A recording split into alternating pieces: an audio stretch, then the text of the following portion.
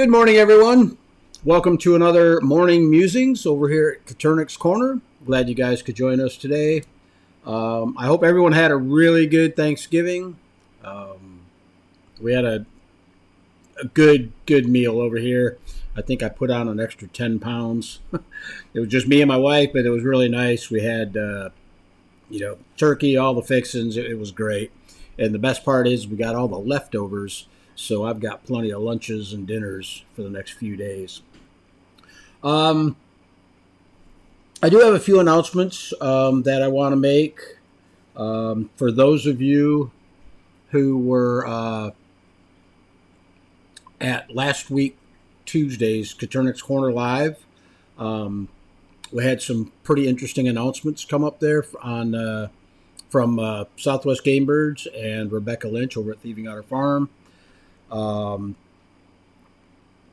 guess as Michael said it in the live stream, he says, I've got some good news and I've got some bad news, but I'm going to give you guys what he considered the bad news was, and that was that Michael, Southwest Gamebirds, I'm not sure the exact date. I believe it's as of the first of the year, or maybe as of December sometime, will no longer be selling hatching eggs and shipping hatching eggs, which is, I mean, I can understand his reasonings, but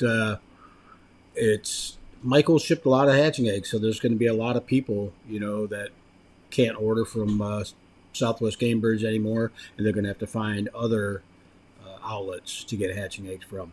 But, Michael explained to me what's going on over there at the farm, and I completely understand. You've got to do what's best for your family and whatnot. So, anyhow, Southwest Gamebirds, for the most part, they're not out of business, but they're not going to be selling hatching eggs anymore. They're going to cut their flock size way back, and they are going to be selling live birds. So if you guys want, live birds, you can still get that through them.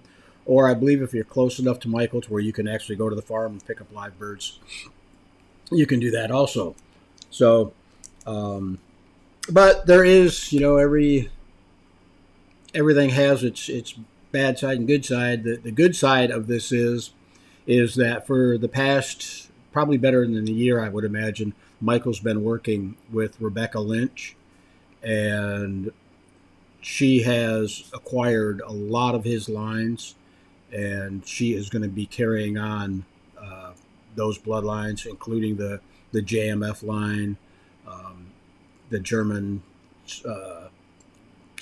Sparkly collection, or the Pastel collection, whatever it is, GPCs, and so those eggs from Michael's bloodlines will still be available.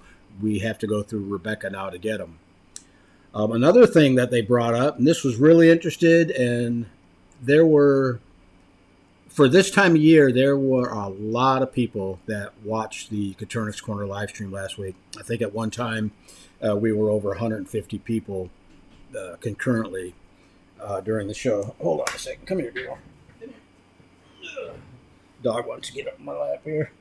But anyhow, there was a lot of people. Rebecca announced that she was going to be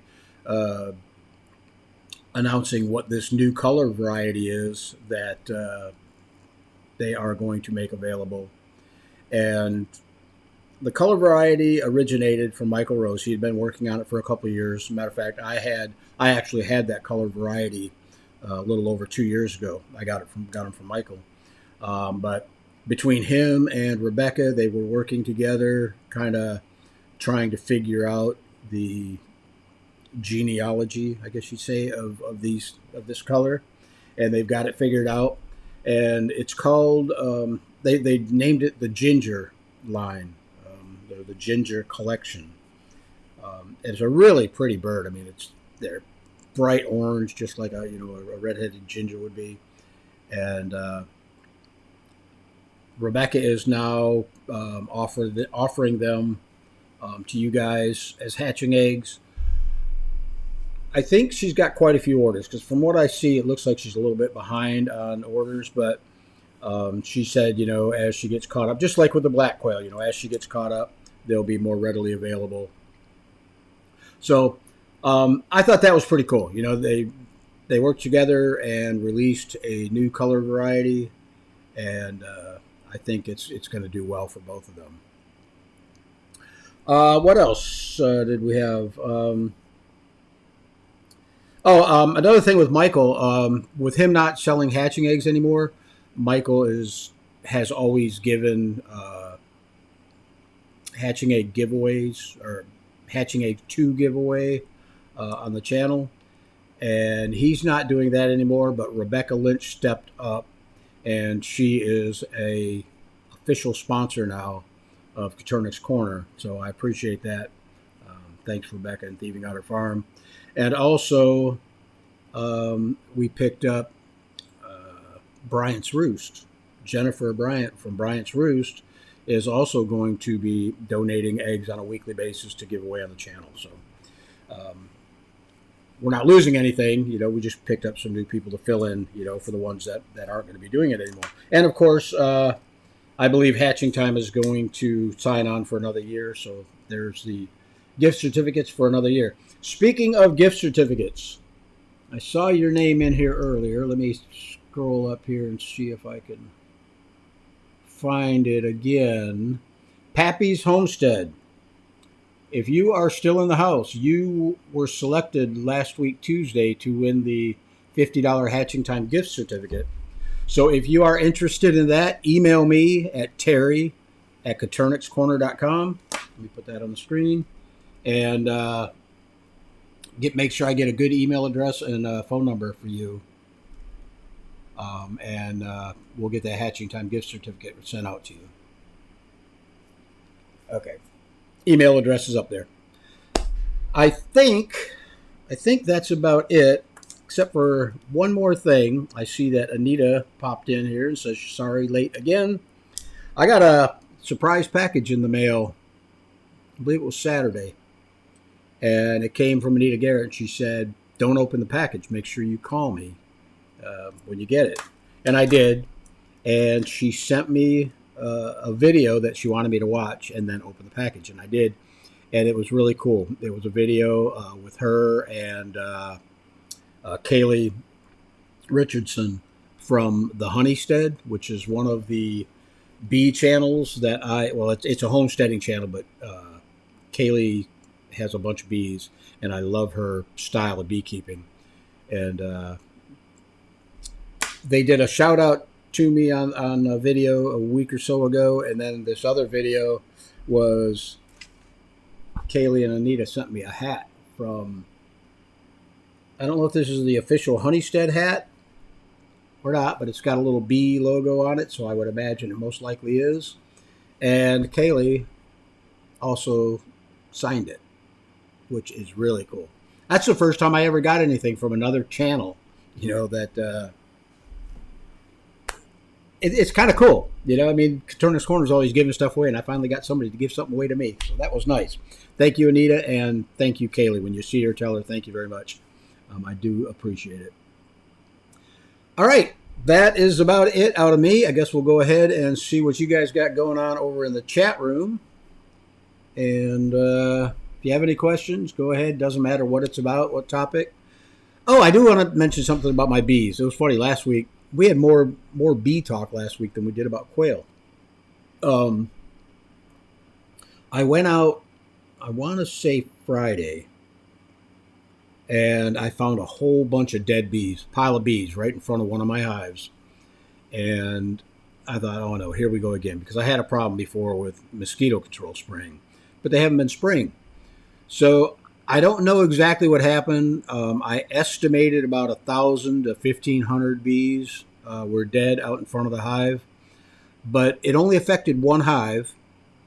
So I'm kind of guessing that maybe it was the foragers went out and got into something that they shouldn't have, and by the when they come back to the hive, they died. And it was funny because there were no dead bees inside the hive. So either if they did die inside, the worker bees cleaned them up and pushed them out, or maybe they came back in and the guard bees wouldn't let them in and they died outside the hive. I don't know, but I did do an inspection on them, and they all seem to be doing well inside. For the bees that were inside, they were doing really well. I found the queen; she was laying, and so yeah. That's what happened to me. And I thought for sure that it was going to be another die-off. And I told myself that if I lose my bees again, I'm done. I'm not going to invest the time and money just to have them keep dying off on me. But I don't know. It seems like they're doing okay. I did see some activity from that one hive yesterday. They were out doing their orientation flights. So looks like they might pull through this. Okay, Andy Rabbit's in the house says good morning. I wonder why I'm not getting all the... Oh, there it is. Never mind. It's weird. I see comments over here in the chat room on this computer in a certain order, but then over here on this computer, I got the comments, but they're in different orders. Go figure. Fat Bike Expeditions in the house says good morning. Good morning. Glad you could join us. Rusty Haskins says good morning all. Good morning. Fawn Taylor's in the house says good morning. Good morning, Fawn. Says out of 49 eggs, 30 hatched. That's a respectable hatch rate, especially if they were shipped eggs. Andy Rabbit's in the house says good morning and thank you for the reminder email over there, or the reminder message over there on Coturnix Corner. I actually didn't forget. I was up early this morning. I think I got up around 6 o'clock, and we had a little bit of running around to do before I had to get ready for the live stream, but I did not forget this morning. Pappy's Homestead's in the house says good morning, everyone, from West Virginia. Mystical Cat says good morning from East Texas. Glad you could join us. Red Bees in the house says good morning, everyone. Mary's joining us. Says good morning, everyone. Got my coffee and have fed and watered all the kids, so I'm ready to do morning musings. Hope everyone had a great Thanksgiving with lots to be thankful for. Yeah, we did, Mary. It was really good Thanksgiving over here. Like I said, it was me and my wife and the animals, 4 dogs and half a dozen chickens. But no, it was a really nice day. Just kicked back and relaxed all day. Worked out in the shop while she was in the house doing the cooking, and ate way too much because I ate, and I think I went into some kind of a food coma because I laid down. Let's see, I think we ate around 1, and by 1:30 or 2 o'clock, I laid down and didn't wake up, and it was almost 4 o'clock in the afternoon. So, but yeah, excellent Thanksgiving. Samantha Stratton's in the house. Says good morning, all. Mark Garrett's joining us. Says good morning. Don Skin's in the house. Says good morning from South Mississippi. Glad you could join us. I think we got a cold front coming in. It looks like our temperatures are going to be dropping down. I don't know if you guys can hear the air conditioner. It's not cold here, or it's not hot here, but it's not as cool as I like it. But we got some nice weather coming. I guess it's going to be down in the 50s, so I'm looking forward to that. Mark Garrett says, sitting in my blind this morning with y'all, how times have changed. That's cool to be able to sit in the blind and, I guess you're deer hunting and watch the live stream. So cool. Tina's in the house, says peace. Peace, Tina. Robert says, oh. I guess that's an O. Mary says, oh, hey to Andy. Hope you're doing well. Big Ike, good morning. Thanks for joining. Emma Bell, blah, can't even talk this morning. Emma Ball's in the house, says, hey, all from UK. Glad you could join us, Emma. Appreciate it. Samantha says, we had to cancel our Thanksgiving. Discovered the youngest kid had hand, foot, and mouth, so it was just the 4 of us eating a 20-person meal. Wow. Our farm-raised turkey tasted amazing. Cool. What's hand, foot, and mouth? I don't know what that is. Is that some kind of sickness or something? Anyhow, Andy Rabbit says, oh, hello to Mary. Anita Garrett's in the house, says, sorry, late again. And Anita, thank you very much for that surprise. I'm amazed. It's neat. Lauren says, good morning, everyone. And for Pappy's Homestead, there is my email address. If you want to send me your stuff, I'll get that gift certificate out to you. Probably Monday it'll go out. Lauren says, wow, that is so cool. Yep, talking about the hat. Okay, Anita says, yes, that is her official hat. I will definitely tell her. Cool. I appreciate it. Like I said, it was quite a surprise, and I'm not. I was gonna wear it, and I'm like, you know what? I'm saving this one. This one's gonna go on a shelf, and I'm not gonna get it all dirty and messed up like I do all my other hats. Maybe I'll wear it when I'm working the bees. I don't know. Maury Straubel's in the house. Good morning, Terry and everyone. Glad you could join us, Maury. Bob Cole says, good morning, all. Samantha says, question, do you vacuum up the dead bees and compost them or just leave them on the ground? I just rake them away from the hive just so I could monitor it and see if anything else was, dying and falling outside the hive. Knock on wood, nothing else has died since then. So, like I say, I'm pretty sure it was just my foragers got into something that they shouldn't have, and came back to the hive. And I don't know how guard bees act. If you got bees coming back that are noticeably poisoned, not walking straight and stuff. But this isn't like the last time I got when mosquito control sprayed. This isn't like that. When that happened and I opened the hive, a lot of them were outside dead, but a lot of them were on the ground kind of walking around like they were drunk. And I opened up the hive, and a lot of the bees inside the hive were just, kind of stumbling around and disoriented. And so that was a major kill off. But I think that's why I'm pretty sure it was mosquito control, because when they fly over and they dust us with the mosquito poison, all my hives were affected, not just one, and all my bees were affected. So, and I actually lost out of the 3 or 4 hives I had set up, only one of them survived, and I had to move it into a 5-frame nuke box because there were so many bees that didn't make it.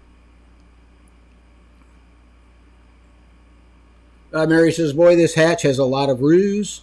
I split the hatch up into 3 groups, and the top cages seems it's mostly roos, and the bottom cages seem to have less roos, and the middle cage seems to be a split. Yeah, that usually happens. Turn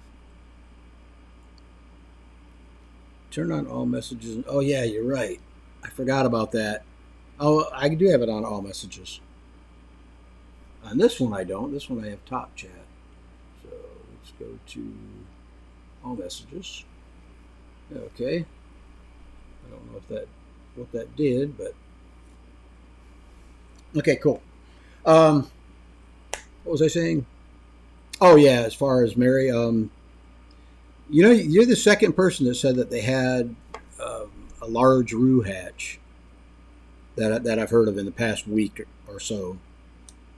So I think it's just coincidence. There's no way to, you should get roughly a 50-50 split. But, yep. Yeah, my boss has turned off top chat on your other stream, Terry. I think that worked for you last time. It did, and thank you. HP Murray's in the house. Good morning, and another rainy day in Georgia. You get a lot of rain up there, don't you, HP? Glad you could join us, though. Really appreciate it.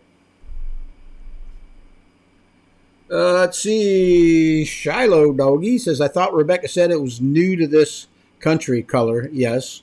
I was a little disappointed that it's been in the USA for a while already. Yes, she was the one to let them out in a controlled collection. Yeah, they did say that that color. I mean, it originated, if I'm not mistaken, it came out of Germany in Kai Pepler's collections, and that's how Michael got it. Yeah, I know. I know Michael was not shipping that color out. He was kind of wanting to, do some test breeding and whatnot to figure out what it was. He did send me, I don't know, probably 30 or so of them hatching eggs, and this was a couple years ago because I was looking for the Rue gene. and he was pretty sure that these carried the root gene. He said you might have to work with it to clean it up a little bit, but it does have the root gene. And then I got it, and it was cool. I mean, it was a nice color and whatnot, but it wasn't what I was looking for. And I actually ended up butchering the ones that I had. So, but yeah, they worked with it. Michael says he's been working on it, I believe, probably since the ones he sent me. So probably about 2 years then. And I guess at one point he sent Rebecca some, and she'd been working, a little bit on the side with them also. So for those of you who haven't seen it or want some more information on it, check out here on the channel our last live stream, or last Coturnix Corner Live. It was a long one. I think it went like an hour and a half long. And but there's a lot of really good information. Michael explains exactly, what locust it's on and all the genetic stuff that you guys want to know about it if you're interested in that kind of stuff. But and Rebecca kind of explains how she's going to be releasing them, because I believe maybe a few sporadic ones around the country, but I believe Rebecca is the only one other than Michael that has them and is shipping hatching eggs from them. So. Mark says, any progress on your outside cage, Terry?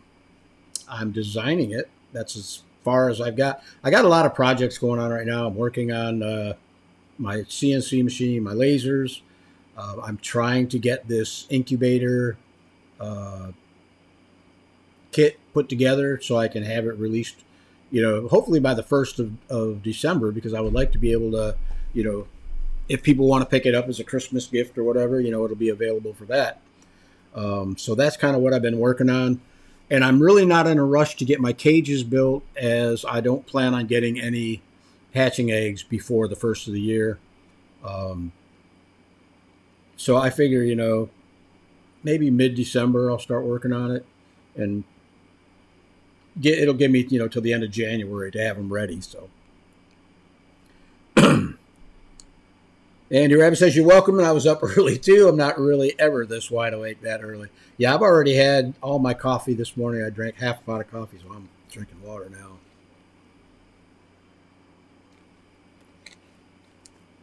But again, thanks for messaging me. Don says, put 50 eggs in my little giant this week, but this time I'm not going to chase the temperature numbers. I put the Govee in what I believe is a good spot, and I'm hoping for a good hatch. Good luck on your hatch. Like I say, monitor the temp. What I do is when I set up an incubator, especially a new one that I haven't used in a while, I will fire it up, let it run for 24 hours with a thermometer in there. I'm not a big fan of Govees, but with a thermometer in there, and then just see what the temperatures are holding. I believe the Govee will do it. I know that the ones I'm using, which are the Therm Pros, and I don't have one here, you can actually get the low and the high temperature and what the temperature is reading at that point. So it'll give you an idea of where the low temperature was and then where the high temperature was.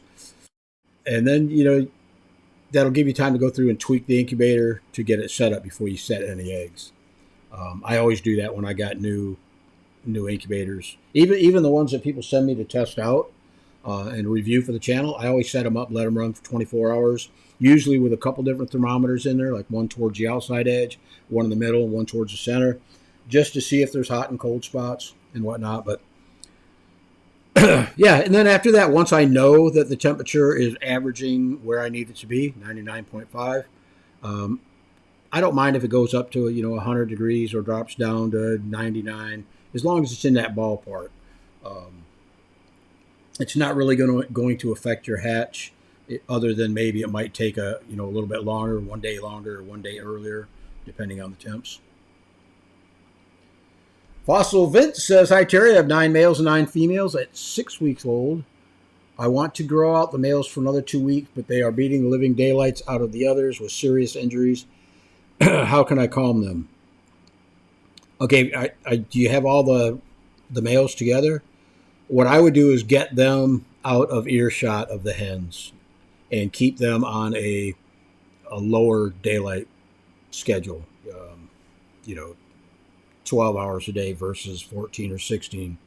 But if you get them away from the hens to where they're out of sight and out of earshot, they're going to calm down a little bit. You know, some of the roosters are still going to feel, you know, their oats, and they're going to try to breed with the other ones, but that's not really a big deal unless they're, drawing blood. Other than that, you know, I mean, it's possible that it could be genetic. You know, you just got hatching eggs from a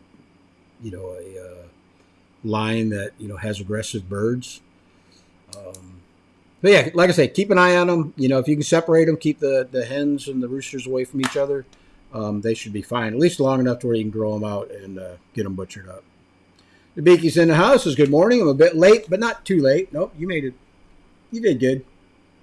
Welcome, and I'm glad you could join us today. And he says, I have around 14 to 17 babies this morning so far. Cool. Congratulations. Lauren's in the house. Says, I have a very broody Serama chicken that I think is giving some quail eggs. I'm thinking of giving some quail eggs. I'm thinking she might be able to handle 12, but we will see. That's the one thing that I've never tried, was to see if a chicken would, you know, go broody and hatch quail eggs. I know some people have done it. I would think that Silkies would do a really good job. So, yeah, good luck. Justin says, good morning from Saskatchewan, Canada. A balmy -4 here this morning. Brr, that's cold. Emma says, congrats, Andy. The Beaky says, in the 50s. It's 21 here now. It will get a bit colder before the sun rises. Our sun's already risen. Yeah, 50s is, I like 50s. 50s and 60s, that's pretty good.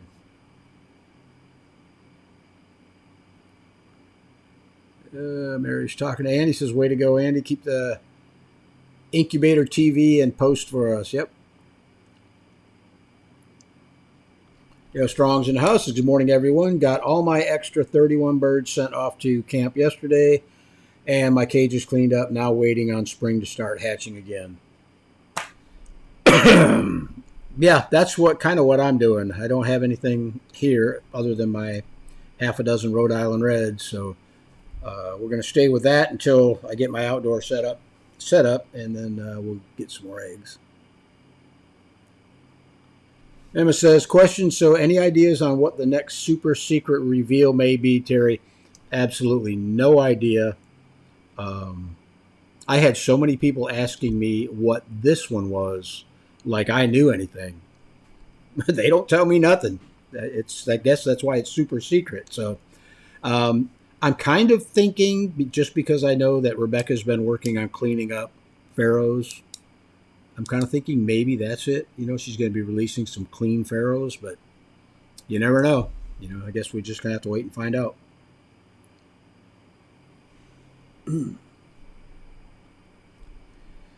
David Smith says, bees do have a life cycle, and so does the hive. A healthy queen will be the backbone of the hive. Can't help with the contaminations in the environment. If you have 3 to 5 hives, you will have enough bees. Yeah, I've got 3 out there right now. I could actually do 3 splits right now, but I'm waiting till spring to where I can get some decent queens, bred queens, and then I'll do a split. But yeah, it's just, you know, I find it weird that that the bees just died and they kicked them out the door.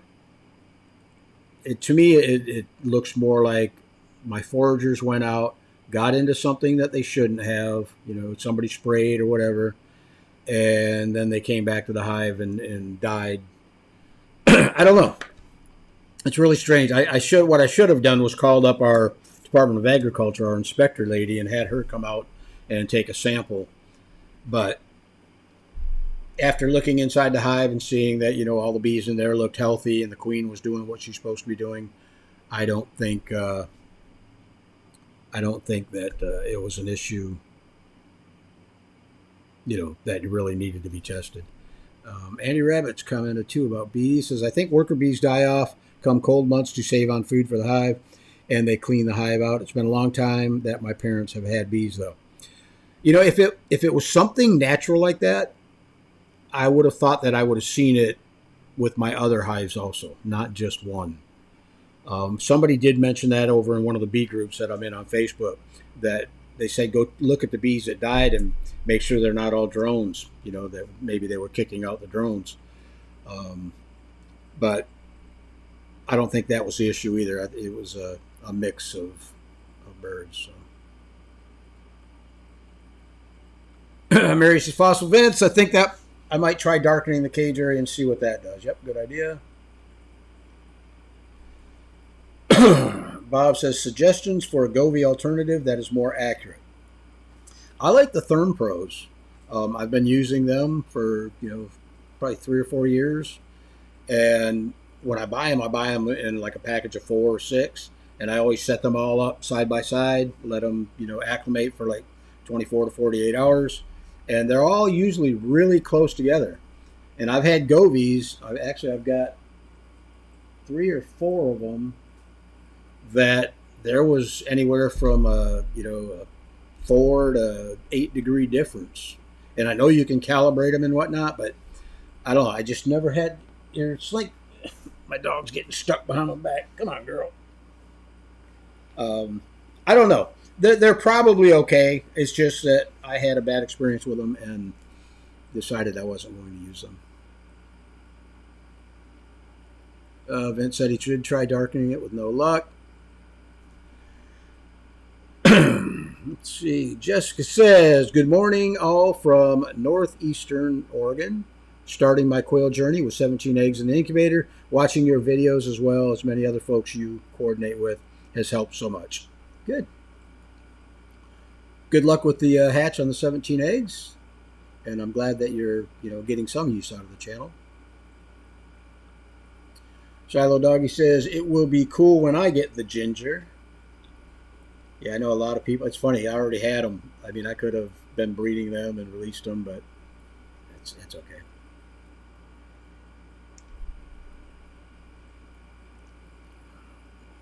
Yeah, Mary says, can you take the real aggressive out of the cage? It's so upsetting to have a bloody bird. Yep. Bartek says, good evening from frozen Sweden. Cool. Glad you could join us.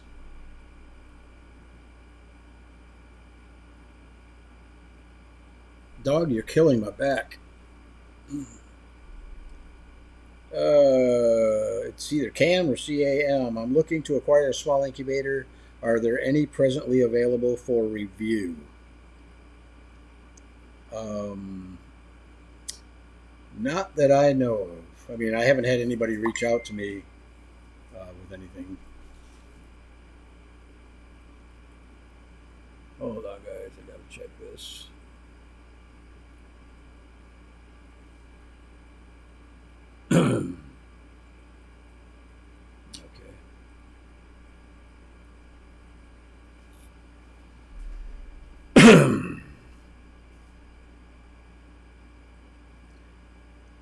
Let's see. Talking to Andy says the worker bees don't die off in the winter. It is the drone bees that die off in the winter. And sometimes there's quite a number of them. They are forced out of the hive and starve.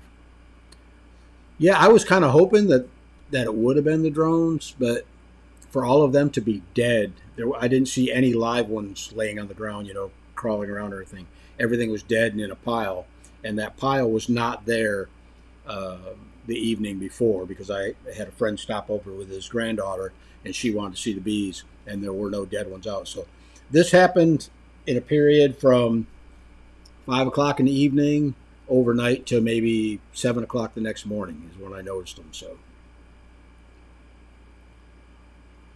Nabiki says it's 6:30 a.m. here. That's about what time I crawled out of bed. Well, 6 o'clock. Sunrise won't be for another half an hour. I hear you. Not talking to me.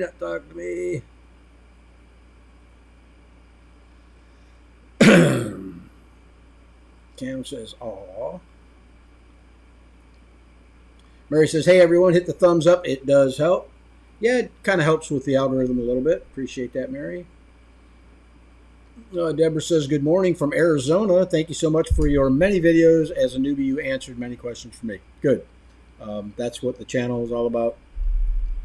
When I started it, must have been close to 5 years now. That's what it was. I just wanted to share with people what I was learning, as time went on, and yeah, turned into all this. Hard to believe.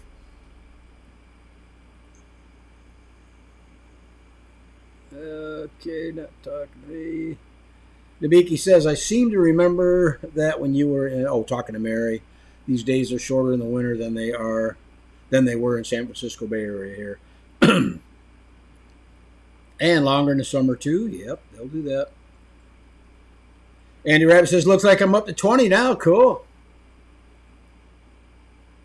It's so weird that here I am reading about everybody hatching out eggs and stuff, and I don't have a single bird in the house. I don't have any incubators fired up. I usually always have 1 or 2 or 3 incubators going, and now I don't have anything. Andy says, I have 1 or 2. I'm wondering what color they are. Now it makes me wonder if they aren't gingers. Ooh, that would be cool, wouldn't it? Did they come from Rebecca? Cam, I'm going to call you Cam. Okay, thank you, Terry. Absolutely. Hazy B. Honey says, which Therm Pro model? I have no idea. I don't... they just call them Therm Pros. Go on hatchingtime.com and look at their thermometers. They use the exact same, or they sell the exact same Therm Pros that I order off of Amazon. So that'll tell you what model number. Bob's talking to Andy. Yeah, you're right. They run around so fast you can't count them. I used to have that problem all the time. I always send my wife out there. Tell me how many birds are. Usually she's the one that cleans all the brooders. So I say, when you're pulling them out of one tub, putting them in the next, count them for me, will you? Cam says, when I pull snow weed for the quail, I've noticed a lot of honeybees. Maybe they got into some of that snow weed that was just poisoned. Yeah, I mean, I don't know, and that's the problem. I mean, bees can fly so far, up to, miles away.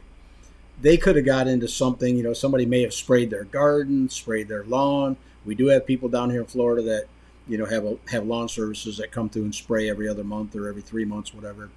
So, yeah, it's hard to know. But like I say, this is all testing for me, experimenting with the bees. This year, like I say, if these things die off, I'm done with bees altogether. Because I've got, for the money that I have wrapped up into them right now, it wouldn't be worth trying to replace the hives again.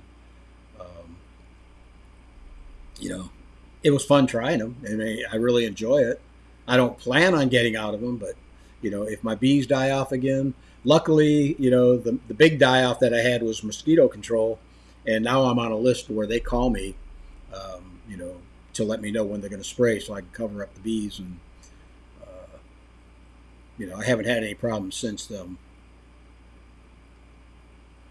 Andy talking to Bob, say, yep, it is hard to count sometime.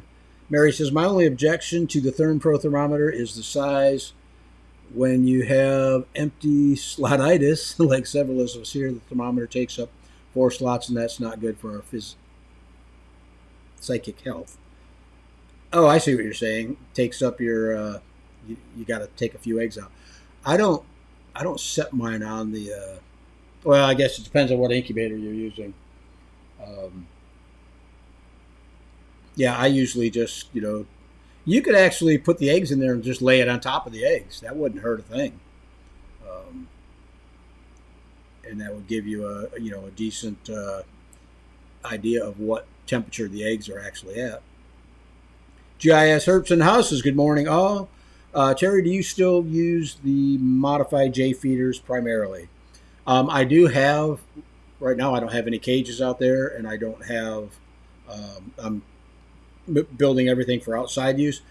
Yes, when my cages were indoors, I used combination of J feeders and the trough feeders. Some of my cages were, older style cages that I didn't have troughs for, so I would just use the J feeders.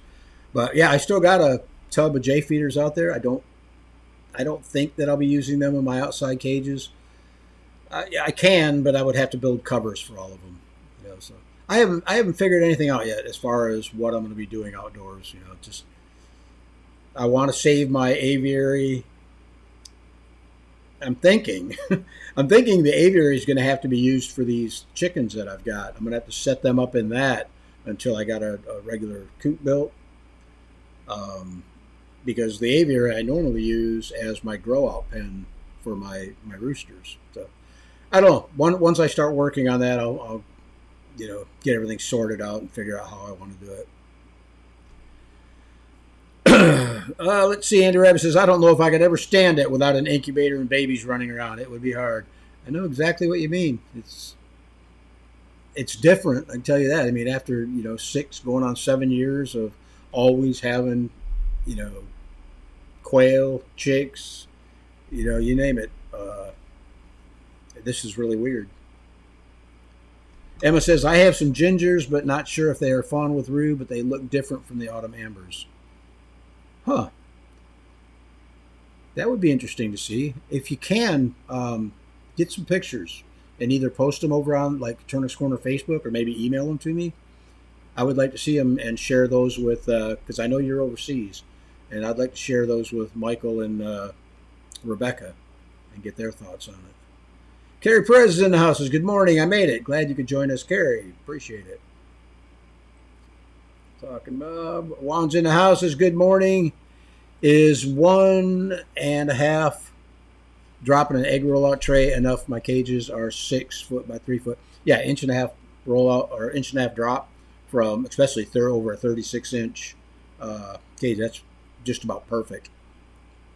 I was using about anywhere between a 1 inch to 1.25 inches in 20 inches, so you should be fine.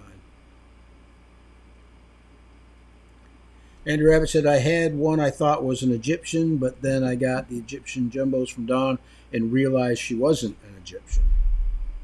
I'd like to see post a picture over on the Coturnix Corner group, on the community group. I'd like to see that one too.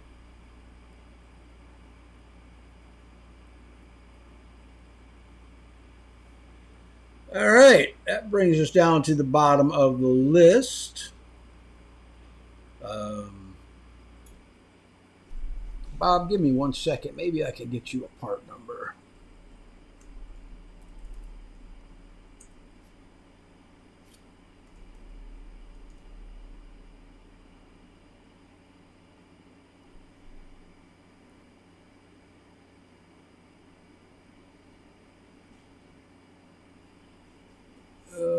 That's not it.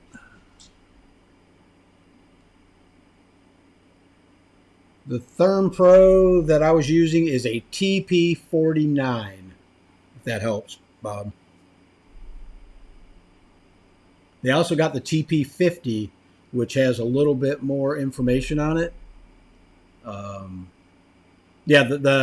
TP49 is the one I believe that Hatching Time is selling. The TP50, I believe, are the ones that I was using because they've got it shows the low temp and the high temp and the low humidity and high humidity. So, yeah. Carrie says, I'm picking up a 3-layer Hatching Time today for $300. Found it on Marketplace. Cool. That's a pretty decent price. And he says, I'll try to get a picture sometime. I'm not good at taking photos. Yeah, you and me both.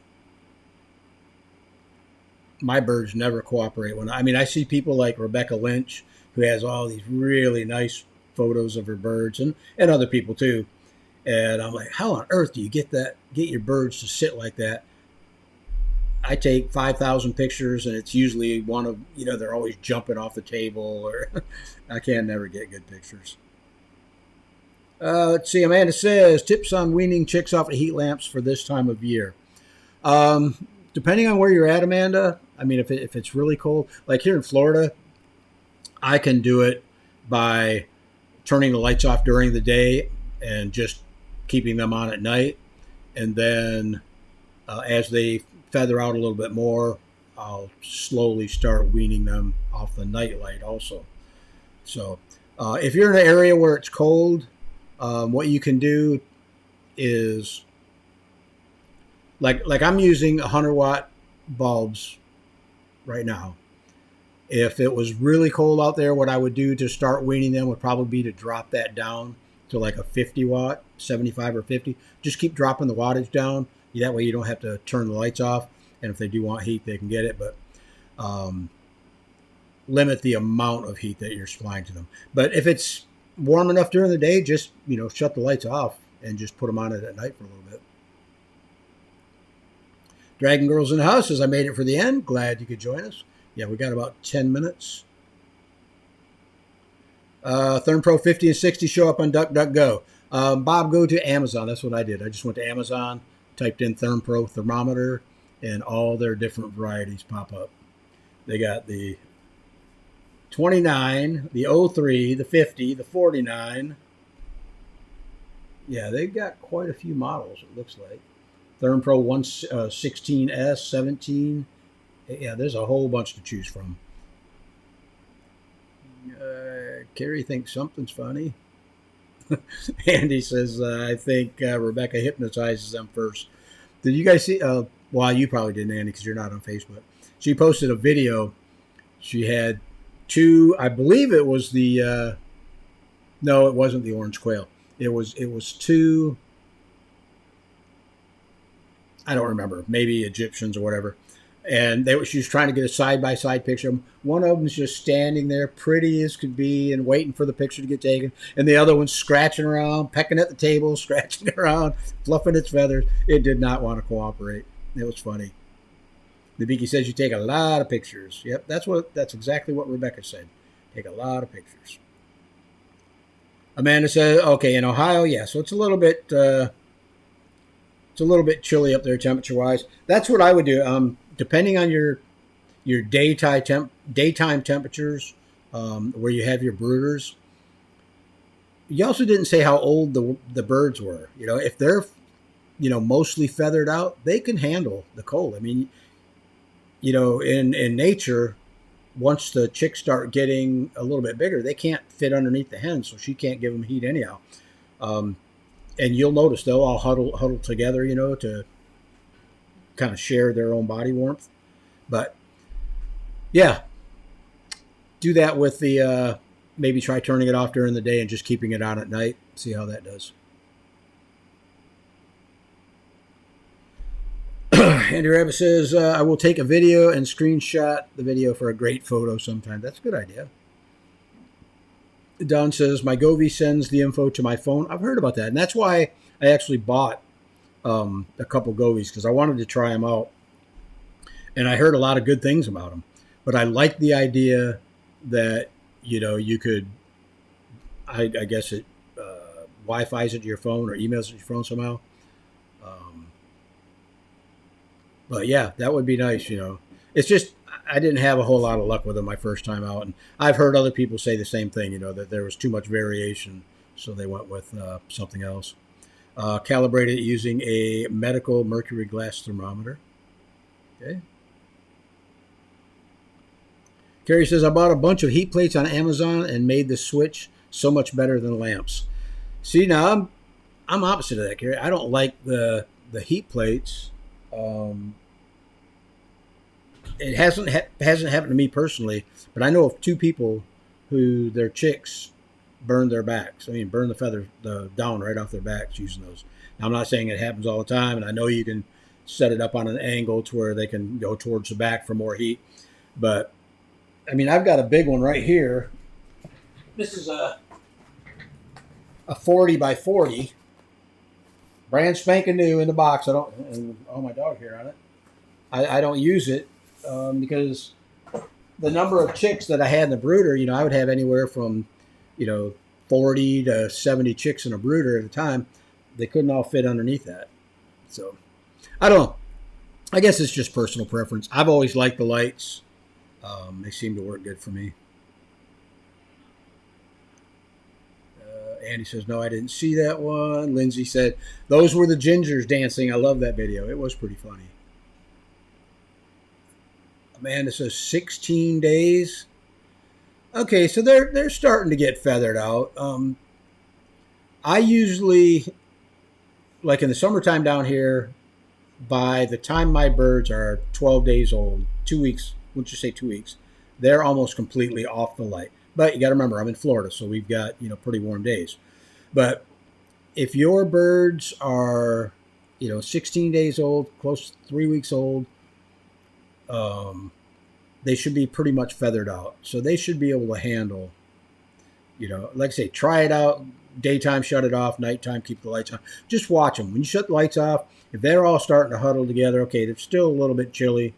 Maybe,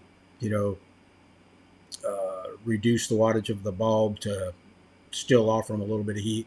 But I would think by 3 weeks, they should be fine. I mean, at 3 weeks of age, I've got my birds out of the brooder and in grow-out pens, no heat whatsoever. So, Amanda says, I'm going to get one of those heaters, Carrie.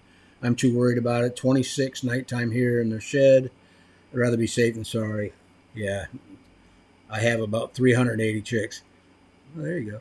Well, 380 chicks at 3 weeks old, their body heat alone will produce enough heat to keep them all warm, especially if you got them all together. Andy says, I like seeing in the brooder, and I think the heat plate would block the view in the brooder. That was one of the reasons, but here, I'm going to give you the reasons I stopped using a heat plate. Because when I did a review on that one there, gave it a good review, and I thought, maybe I'll try these heat plates. Problem I had, basically what Andy said, you can't see the chicks when they're under the heat plate. 2, young chicks can be reluctant to leave the heat to come outside to feed and drink. Now, this is what I'm thinking. And then the point that if you keep it low enough, chicks can potentially burn the down off their backs. If you keep it on an angle, on a diagonal, there's a limited amount of heat at the back of the heating element. That's the closest point to the ground. There's not enough heat up front. So, I mean, that big one there, it's a 40 centimeter. I don't know what it measures, probably 16 by 16. It says it's only good for 30 chicks. And I don't know if that's, okay, 30 to 35 chicks. And I guess they're talking about chicken chicks. So, I don't know. Like I say, I mean, yeah, they have their use. They have their place, but it just didn't work for me. Gary says, my issue is I occasionally have the bulb turn a bit and the heat goes out. That's one I never noticed. I never had it happen. I have had a bulb burn out in the middle of the night and woke up in the morning and the chicks were huddled together and nice and chilly. Debiki says, I like to see in the brooder too. I use a ceramic reptile heat lamp. That way they have a normal daylight night cycle. I thought about that too. The only, like I say, the chicks will tell you, but my train of thought was, I can see the light. I know that it's working. With the reptile heater, you don't know, but if you watch the chicks, you'll know. They're going to tell you whether they're hot or cold. Amanda says, they're all in my house this weekend. Can't get here soon enough. They're going out. I'll have help. Yep.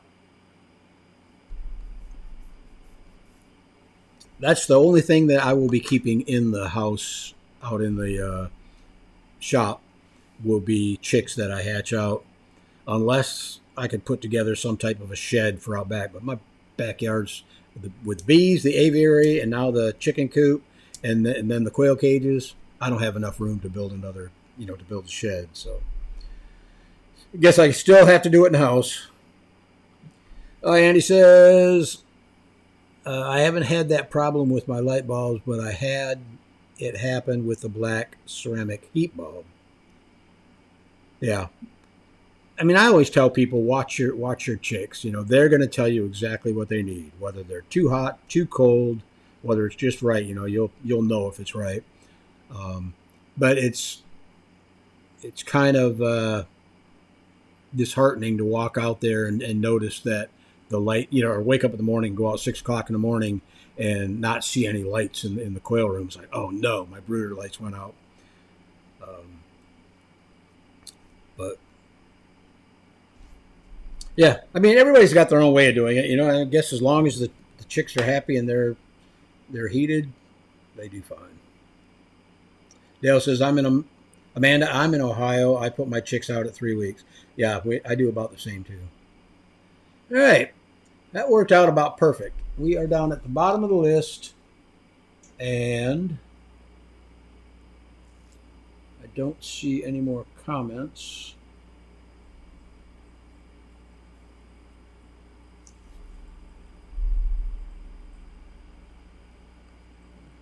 I got to look over here to see what's going on over here. Andy says, I always keep 1 or 2 extra bulbs on.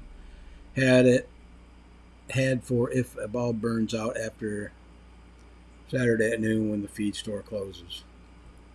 Good idea. All right, guys. I got to get out in the shop and get some work done. It is going on 2 minutes to 10, so we are right on time. Got one more here. Carrie says, I'm building a bigger grow out now that I'm starting to hatch out a lot more. I can't even grow them out. They're selling so fast. That's a good problem to have. And I was too, and that's what I got to be really careful with this time around, when I get my cages outside set up, because I don't want to get to where, I'm hatching out more eggs to supply a market, local market. But I probably will. I just want to keep, maybe 25 birds, at the most. Enough to, have content available for the channel and whatnot. So anyhow, I will keep you guys updated on that. I want to thank you guys for joining me today. I don't know what's coming up. For those of you who are in the American Coturnix Breeders Association, they have a meeting coming up. I believe it's the 6th of next month, so next week sometime, I believe. Check that out. Otherwise, check out Coturnix Corner this week, Tuesday. Wait a minute. I might not be going live Tuesday. I won't know until tomorrow night. But and I'll post it if I am. Thanks for joining me today, guys. Hope you guys have had a wonderful weekend and what's left of it, and have a great week upcoming. And we will see you guys come Tuesday if I go live. Have a great day.